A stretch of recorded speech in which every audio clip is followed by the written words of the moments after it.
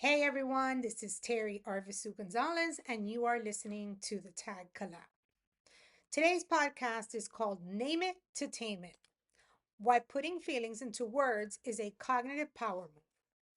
So, oftentimes it happens where most people, they don't really know what they're feeling. Sometimes you just put it into words, something feels off, or they sometimes don't even voice it at all, right? You keep it inside, letting it fester. And sometimes I used to think about these feelings before I started to use the practice of name it to tame it as this sort of big gray blob, right? And it was in my head and I was trying to ignore it and suppress it or whatever.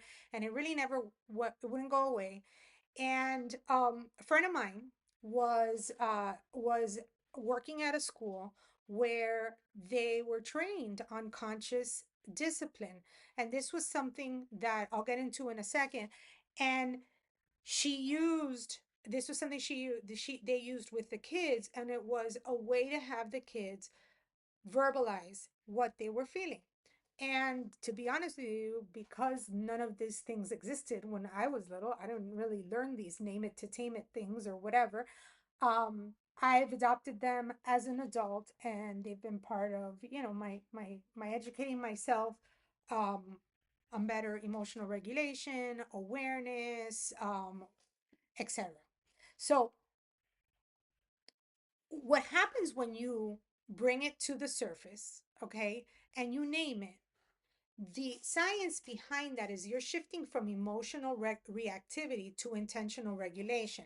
And that also, it's not just metaphorical, it's actually neurological. Um, it's taking you go from using, and I talk about this all the time, the amygdala, or in this case, um, that blob that I was talking about. And by giving it a name, bringing it to the surface, you're actually um, working with your frontal cortex, right? Your prefrontal cortex, which is where I've said before the executive functioning, like decision making and planning and impulse control, live. And at the same time that you decrease activity in the amygdala, which is responsible for fight or flight, or freeze responses. So, in simple terms, naming your emotion can help your brain calm down so your leadership can rise up. Um, what That's what the behavioral framework known as name it to tame it, developed by conscious discipline, has been widely adopted, not just in parenting but in education, but also in trauma informed practices, coaching, and in leadership development. Emotional regulation is a leadership skill, it's not a soft skill. In a paced work environment, emotional clarity often gets deprioritized in favor of output, speed, performance. And while I will argue that results capital is important, just like I often say, um, a relationship capital is important as well. There must be a space as well for us to create spaces where we can develop that leadership, that social emotional learning, for example, and what essentially makes up a lot of the leadership curriculum. And this is one of those examples. Um, they studies will tell you that leaders with strong emotional regulation skills make better decisions under pressure, foster higher team trust, and create more sustainable work cultures. And it starts with deeply dece- uh, something deceptively simple, naming what you're feeling. This isn't stress. I feel dismissed. This isn't burnout. I feel unacknowledged. This isn't just anxiety. I'm afraid to fail. Or when what used to happen to me in many cases is that just ignore it, go away. And it felt like this big gray blob.